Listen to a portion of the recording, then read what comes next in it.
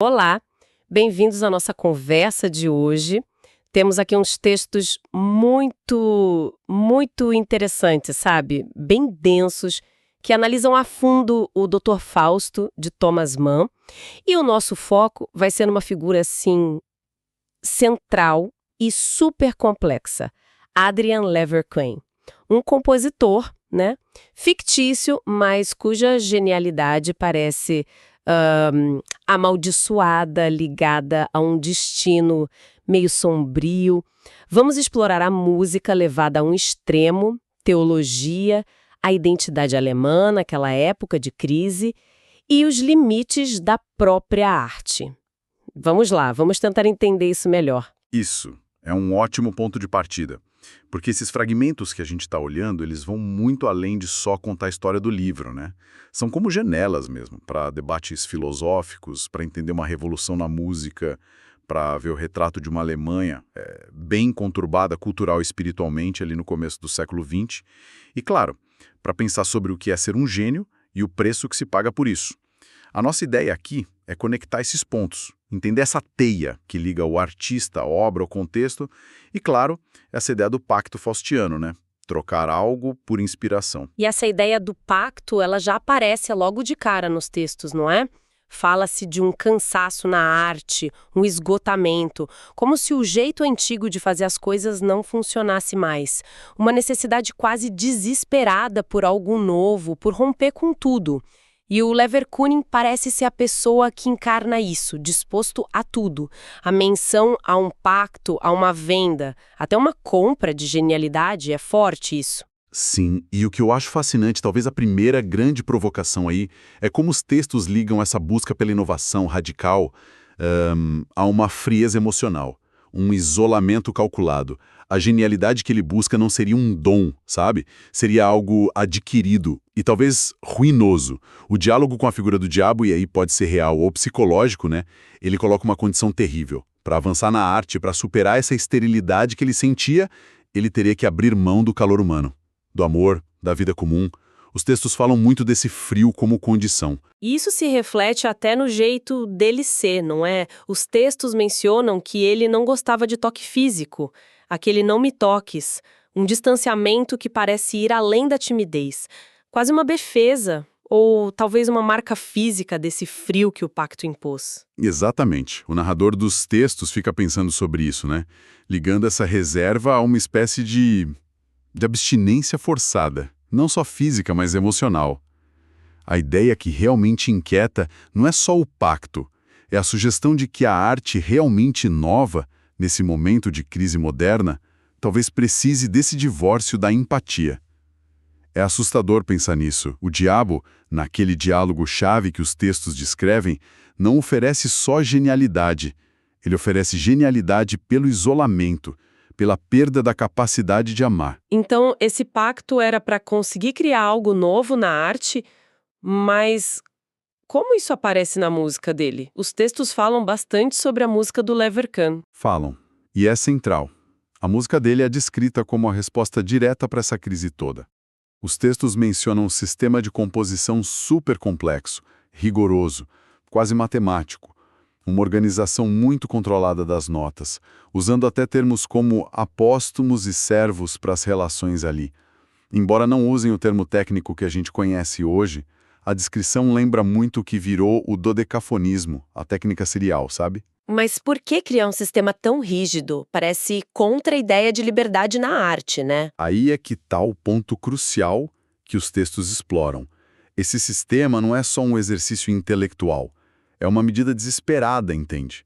É uma tentativa de impor uma nova ordem na música justamente porque as formas antigas, a harmonia tonal que dominou por séculos, a forma de expressar a emoção diretamente com ela, para o Leverkühn pareciam gastas, esgotadas, incapazes de gerar algo realmente novo.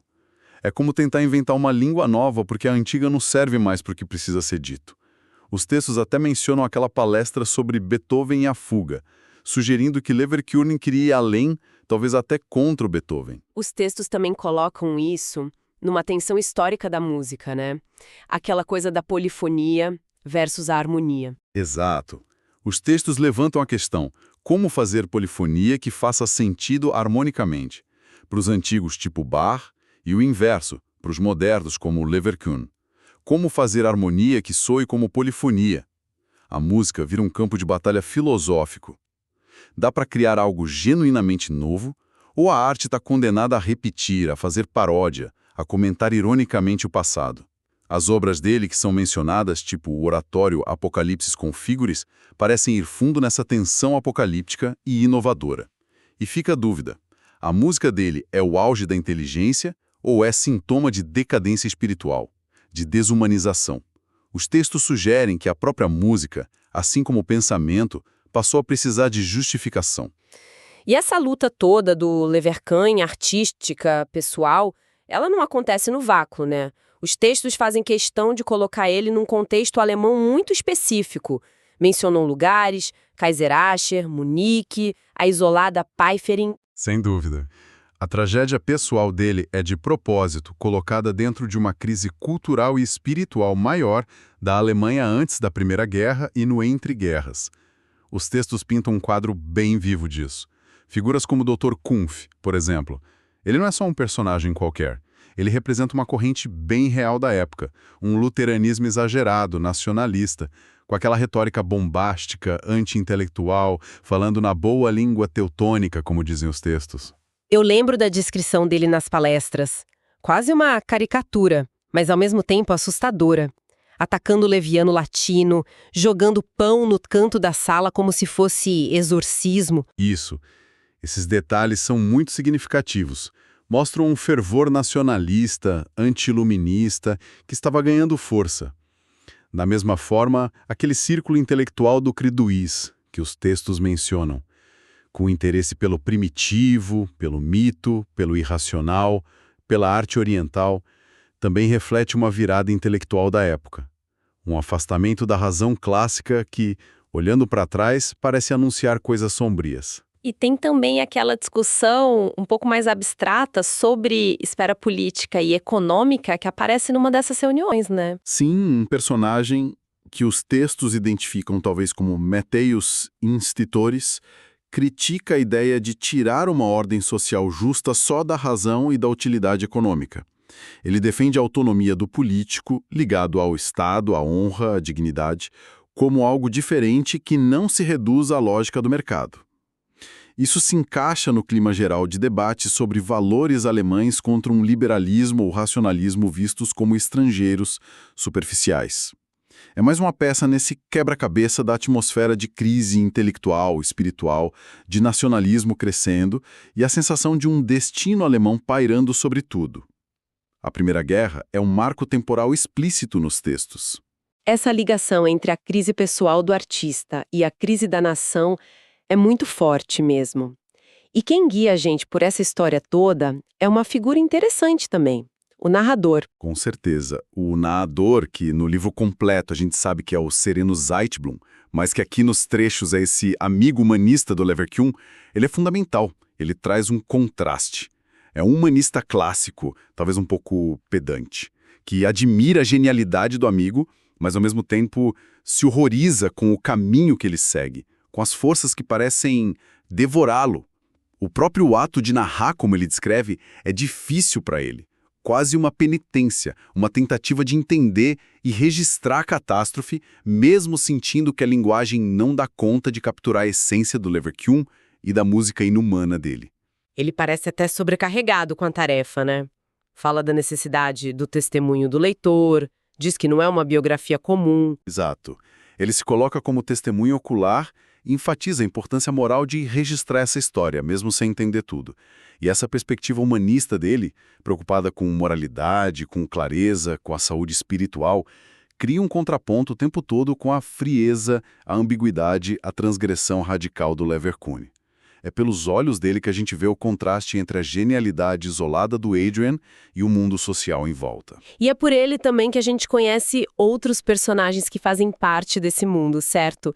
Figuras como Rüdiger Schildknapp, aquele amigo anglófilo do Leverkusen, que parece ter uma certa aversão à Alemanha também, mas de um jeito mais distante, talvez indiferente. Sim, o Schildknapp representa um outro tipo de intelectual, mais cosmopolita.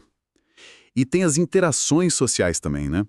Os jantares na casa dos Schweigestil, lá em Piffering, onde o Leverkühn se isola para compor. Ou os contatos com a senhora Rod e as filhas, em Munique. Esses momentos que o narrador descreve mostram um abismo crescendo entre a vida comum, com suas pequenas tragédias e alegrias, e o universo cada vez mais fechado e sombrio do Leverkühn. Até a descrição da chegada dele em Piffering, encontrando aquela casa isolada, tem um tom quase de destino marcado. E aparecem figuras que representam tentações ou caminhos diferentes. Lembro que mencionam um empresário. Isso, Sophie Hittelberg, o homem mundano, ele aparece como descrito nos textos, oferecendo fama internacional para o Leverkühn, tentando tirar ele daquele isolamento alemão e levar para as capitais culturais do mundo, Paris, Bruxelas, Buenos Aires. É a tentação do sucesso mundano, do reconhecimento global, que contrasta com o pacto demoníaco que prometia uma grandeza mais obscura, mais interna. E o Leverkühn parece resistir a essa oferta mais convencional. E um dos momentos mais devastadores que o narrador com certeza conta com muita dor é a história do pequeno Nepomuk, o Eco, né? Pura, cuja doença e morte trágica são um golpe muito forte. Os textos indicam que essa perda afeta o Leverkühn de um jeito avassalador. Talvez seja a rachadura final naquela defesa dele contra o sentimento, a consequência mais cruel da proibição de amar que veio com o pacto. É o inumano sendo confrontado pela humanidade mais pura e vulnerável. Tem também um detalhe curioso, quase engraçado se não fosse no meio de tanta tensão, aquele incidente do turista alemão na Itália que fala La Melania em vez de La Melanconia. É um momento pequeno que o narrador nota. Dá para interpretar de vários jeitos, né? Um simples erro de língua, um comentário sutil sobre uma certa inabilidade alemã para expressar nuances de sentimento do jeito certo latino, ou talvez só um toque de leveza que, por contraste, realça a densidade do drama principal. Esses detalhes, como a decoração oriental no apartamento do Creedvis, ou as instalações rústicas lá em Piffering, são como pinceladas que completam o quadro e refletem estados de espírito e ideologias. Foi realmente um mergulho intenso nesses textos. Vimos um artista genial, consumido pela busca do extraordinário, talvez fazendo um pacto terrível para fugir do esgotamento criativo, e vimos como essa jornada pessoal ecoa, de um jeito perturbador, na crise cultural, espiritual, política de uma nação inteira, a Alemanha daquela época. A imagem que fica é de uma genialidade quase inseparável do isolamento, da frieza, da transgressão e, no fim, da destruição. Exato. Essa exploração coloca a gente de frente com questões bem desconfortáveis sobre a arte e a criatividade na modernidade. Será que a grandeza artística, a ruptura de verdade exige um pacto com o inumano? Uma renúncia ao calor da vida, como a história do Leverkühn sugere? Os textos mostram ele lutando contra a esterilidade, contra aquela sensação paralisante de que tudo já foi feito. O pacto, então, aparece como uma saída desesperada, mas que cobra um preço existencial altíssimo. E o diabo, nessa história, parece um crítico de arte bem sofisticado, não é? Discutindo as dificuldades de compor, a crise das formas. Essa é uma das ironias mais afiadas e perturbadoras dos textos.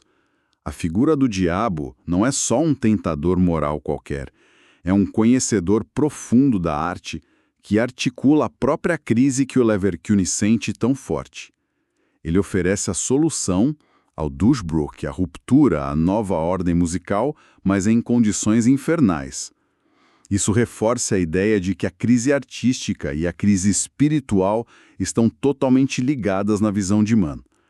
A história do Leverkühn funciona assim como um alerta poderoso sobre os perigos de um intelectualismo exagerado, desligado da vida, da empatia, daquilo que o Fittelberg, o empresário, ironicamente chama de humanidade, quando critica a música do Adrian como desumana. Com certeza não são respostas fáceis que esses textos trazem. Talvez a questão que fica no ar para a gente continuar pensando é até que ponto essa busca pela originalidade absoluta na arte, por romper todas as barreiras, pode justificar passar por cima de limites éticos ou humanos. É a velha questão faustiana, mas repaginada para a complexidade do século XX. Ou, por outro lado, como as convulsões de uma nação, sua crise de identidade, espiritual, política, como a Alemanha pré-nazista que os textos retratam tão bem, podem se manifestar na alma e na obra dos artistas mais sensíveis. E talvez mais vulneráveis. O Leverkusen seria um sintoma dessa doença alemã? Ou a tragédia dele vai além desse contexto específico? São perguntas que continuam ecoando. Esperamos que essa análise tenha sido instigante e aberto novas perspectivas sobre essa obra imensa e seus temas tão inquietantes.